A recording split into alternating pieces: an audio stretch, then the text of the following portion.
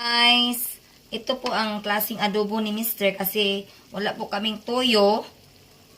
Kaya ito na lang anong nilagay. Nilagyan po ng tawag nito. Mamasitas. Mamasitas na lang tapos asin. First po ay pinakuluan niya po yung karne para malambot po. Ayan po, simple lang po ang kanyang adobo. Pero masarap. Kasing sarap ng kanyang pagmamahal.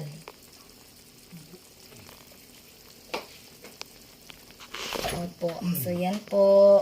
Ang simpleng adobo sa simpleng buhay. Ayan. Mabusog naman po kami eh.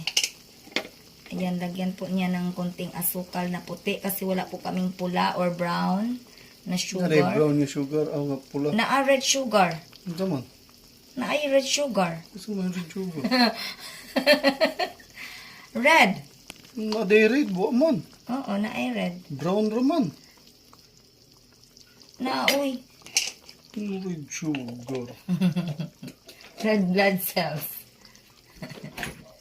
Bitaw ka ng puti ang iyang gibutang. Kasi wala po kaming ibang sugar. Tapos tinagyan po ng suka. Sukang pampaasin kasing asin ng ating mukha.